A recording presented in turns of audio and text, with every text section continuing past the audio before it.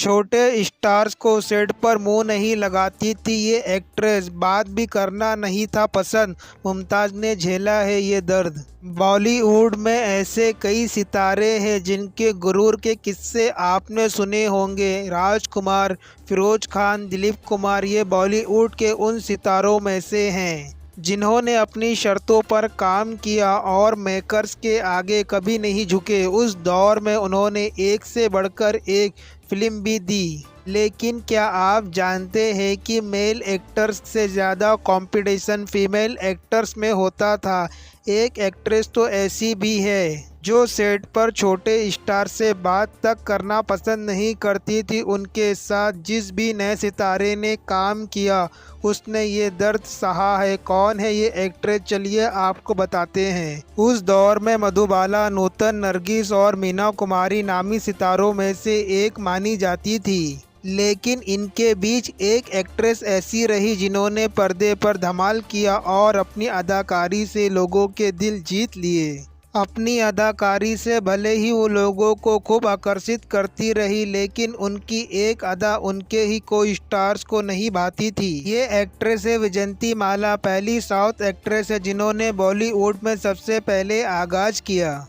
Tamil cinema से अपने सिनेमाई सफ़र की शुरुआत करते हुए तेज़ी से उन्होंने हिंदी सिनेमा की ओर रुख किया और 50-60 के दशक में अपना दबदबा बनाया। ये वो दौर था जब मीना कुमारी, मधुबाला, नरगिस, सुचित्रा सेन और वहीदा रहमान माला सिन्हा और नूतन दिलों पर राज कर रही थी। प्रतिस्पर्धा से बेपरवाह उन्होंने अपनी प्राथमिकताएं स्पष्ट रखी और अपने अभिनय करियर को कभी भी अपने अंदर की शास्त्रीय नर्तक पर हावी नहीं होने दिया। उन्होंने स्क्रीन पर करिश्मा बिखेरा और अपनी चमकती आंखों से दर्शकों को मंत्रमुग्ध कर दिया।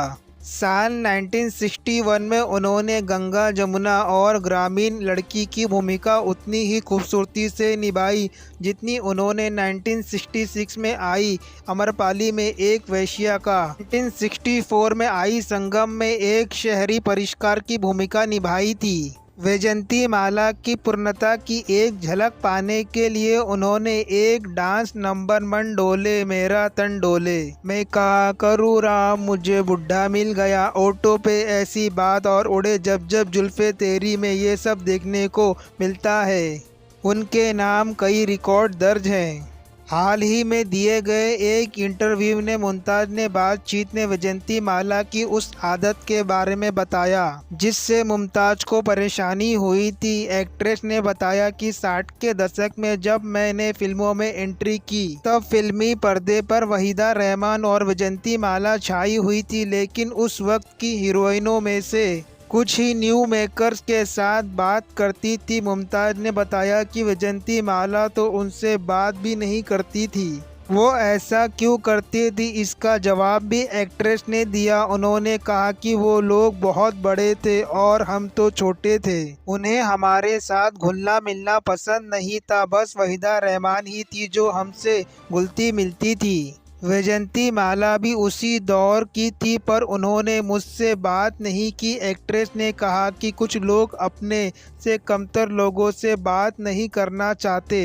कुछ कलाकार जब सड़क पर होते हैं तो ऑटोग्राफ भी नहीं देते हैं। मुमताज़ ने इस बातचीत के दौरान उस दौर में आने वाली परेशानियों का भी जिक्र किया। उन्होंने बताया कि जय जय शिव शंकर गाने की शूटिंग के दौरान मीलों मीलों तक कोई वॉशरूम नहीं था, इसलिए अगर मुझे वॉशरूम का उपयोग करना होता था तो मैं अपने हेयर ड्रेसर को साथ लेकर उसकी तलाश में जाती। अब तो एसी वाले कमरे हैं। आज लोग बहुत भाग्यशाली है कि उनके पास सब कुछ है, ये सारी सुविधाएं हमारे समय नहीं होती थी। अगर दोस्तों मेरी वीडियो आपको पसंद आए तो लाइक करें, शेयर करें, कमेंट करें और अगर आप नए हैं तो मेरे चैनल को सब्सक्राइब करें, क्योंकि सब्सक्राइब करने में कोई पैसा नहीं लगता, बिल्कुल फ्री है। फिर मिलेंगे मैं नेक्स्ट वीडियो में, जब तक के लिए बाय, टेक केयर एंड जय हिंद।